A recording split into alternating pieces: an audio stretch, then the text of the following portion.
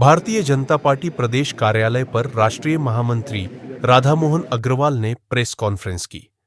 उन्होंने कहा कि देश में 4,50,000 वक्फ की संपत्तियां हैं। उन संपत्तियों का पूरा रकबा 6 लाख एकड़ जमीन का है। ईमानदारी से उपयोग किया गया होता तो वक्फ की बड्डेह स्तर पर आय होती। 2006 में तत्कालीन कांग्रेस सरकार के द्वारा नियुक्त सच्चर कमेटी की रिपोर्ट आई। उस रिपोर्ट में लिखित रूप से बताया गया देश में 4,50,000 वक्फ की संपत्तियां हैं। वक्फ की संपत्तियों का पूरा रकबा 6 लाख एकड़ ज़मीन है। यदि इस 6 लाख एकड़ ज़मीन का ईमानदारी के साथ उपयोग किया गया होता तो 10% के हिसाब से 12,000 करोड़ रुपए प्रति वर्ष की वक्फ संपत्तियों से आय होती। लेकिन आय हुई 163 करोड़।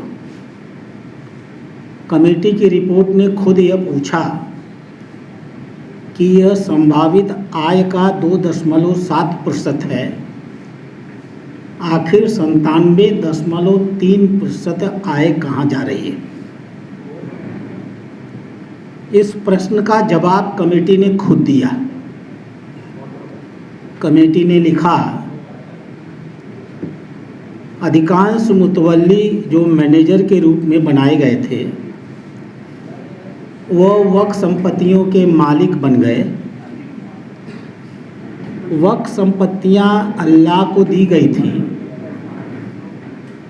कभी न तो बेची जा सकती थी, न उनके स्वरूप का बदलाव किया जा सकता था।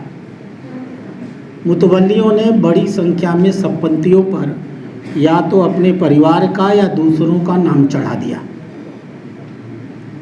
जिन संपत्तियों का किराया 1 लाख हो सकता था उन्हें 5,000 के किराए पर दे दिया और थोड़ा सा पैसा पीछे से ब्लैक मनी के रूप में ले लिया।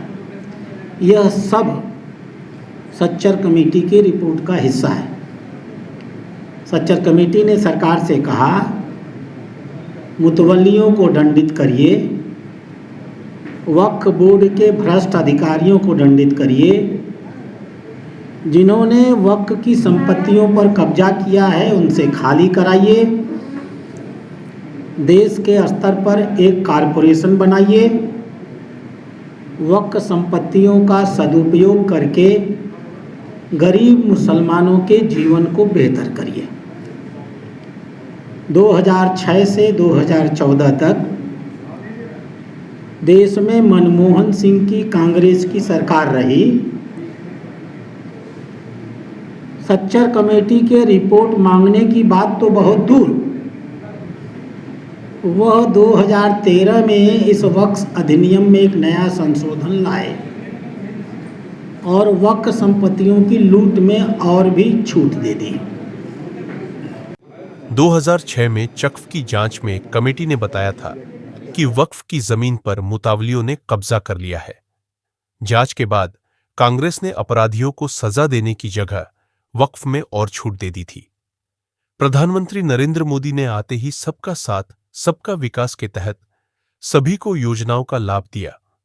सच्चर कमेटी की जांच का प्रधानमंत्री नरेंद्र मोदी ने संज्ञान लिया और गरीब मुसलमानों के लिए नए नियम बनाए।